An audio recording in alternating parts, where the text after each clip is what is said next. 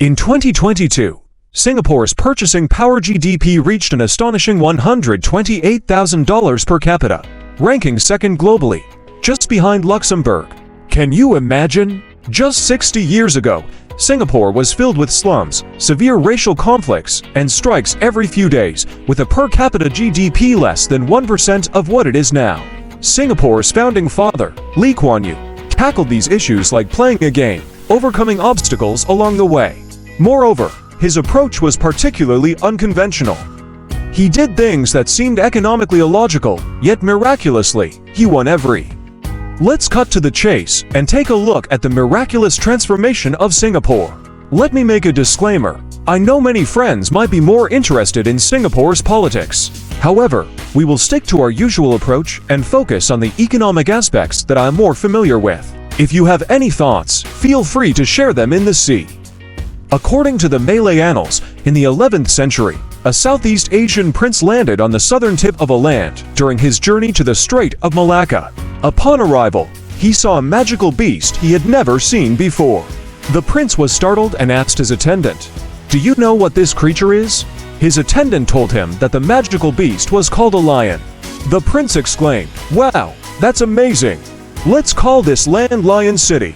In Sanskrit, it is called Singapura, and that's how the name evolved into Singapore. So, Singapore has a deep connection with lions. Their national symbol is the merlion. Singapore is indeed small. Its land area is only 728 square kilometers, about a quarter of Hong Kong size. Driving from one end to the other without traffic takes just 40 minutes. Although small, its geographical location is incredibly important. As the southernmost tip of the Strait of Malacca, it is a critical transportation hub connecting India and China. Historically, it was ruled by various maritime powers such as Portugal and the Netherlands. In 1819, Sir Stamford Raffles of the British East India Company landed in Singapore, starting British colonial rule.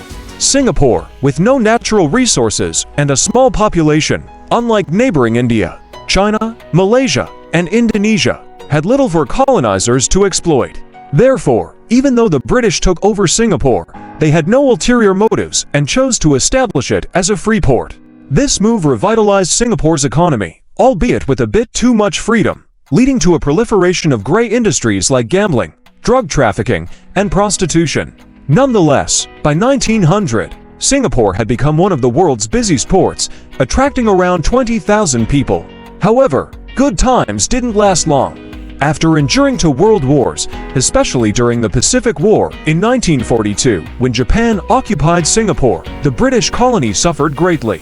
When the war ended, Singapore returned to British control, but it was in ruins, with slums everywhere.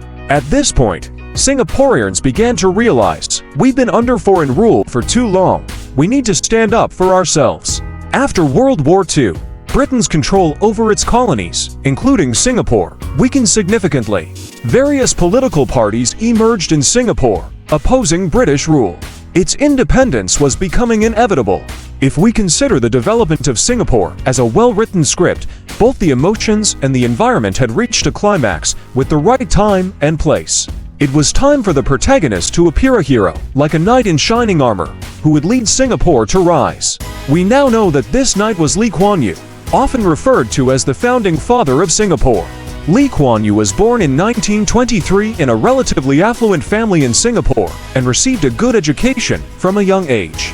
He studied at the London School of Economics and later at Cambridge University, where he earned a law degree.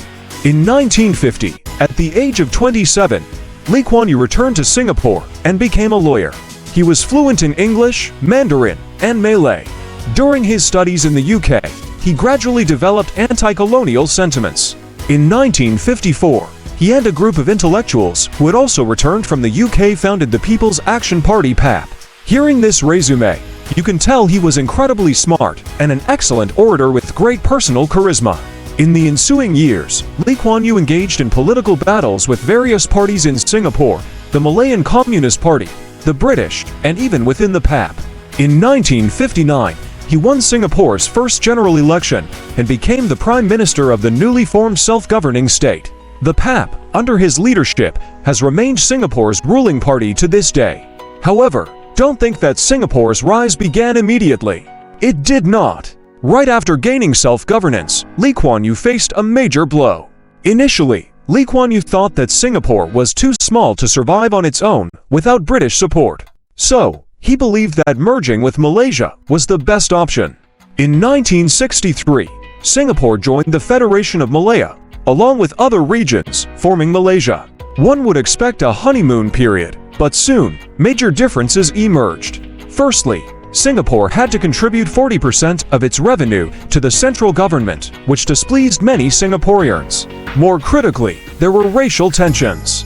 The Malaysian Federation promoted Malay supremacy, while Singapore was predominantly Chinese, with Malays making up only 15%, alongside a small Indian community. This diverse racial structure, coupled with Malaysia's ideology, led to serious racial conflicts within Singapore.